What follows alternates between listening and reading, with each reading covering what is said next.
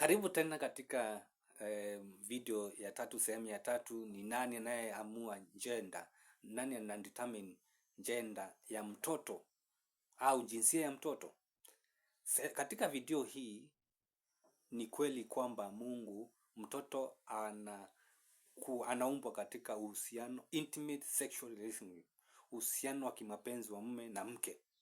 Hiyo tuliona katika video ya pili, na uhusiano huu unaleta mibaraka ya mtoto, watoto ambao Biblia inasema ni urithi wa Bwana, ni kipawa kutoka kwa Mungu. Kwa hivyo katika uhusiano huu mtoto wa kike au wa kiume anazaliwa, na tujue ya kwamba uwezo nao, nguvu ya kudetermine ni mwanaume au ni msichana atakayezaliwa umepewa mwanaume, umewekwa katika mwanaume. Mwanaume anapozaliwa hivi tu, Mungu amempatia uwezo wa kudetermine ni msichana au ni mvulana. Msichana anapozaliwa hivi tu, kulingana na sayansi, yeye amebeba gender ya kike peke yake.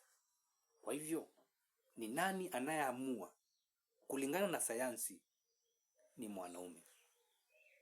Kulingana na Biblia, Mungu ndiye anapeana watoto, lakini uwezo huo, maana Mungu hatakuja kwa kitanda kulala na mke wako, amempatia mwanamume, ndiye aliye na uwezo wa kudetermine gender ni ya kike au ni ya kiume.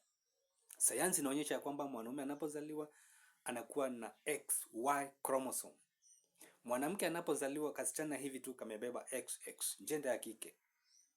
Na kwa hivyo kama sperm ambayo itafertilize yai la mama ni X kutoka kwa mwanaume, gender ni ya kike. Kama sperm ambayo itakimbia sana na kufertilize yai la mama iko na Y, imebeba Y chromosome, mtoto anayezaliwa ni mwanaume. Kwa hivyo ukiona umepata mwanaume,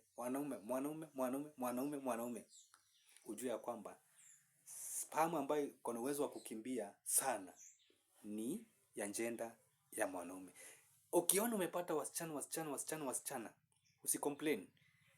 Sex chromosome ambayo iko na uwezo wa kukimbia na kuunganika na yai la mama ni X chromosome, ni gender ya kike. Kwa hivyo shukuru Mungu kwa kile unapata, maana ukipata msichana au mwanaume au ni baraka kutoka kwa nani? Kwa Mungu. Don't complain, kwa sababu kuna wengine ambao hawana. Tutaangalia katika video nyingine ni nini inaweza sababisha kwamba watu wasipate watoto, na changamoto gani zinatokea. Tutakutana katika video ya sehemu ya 4 katika fundisho hili. Asante.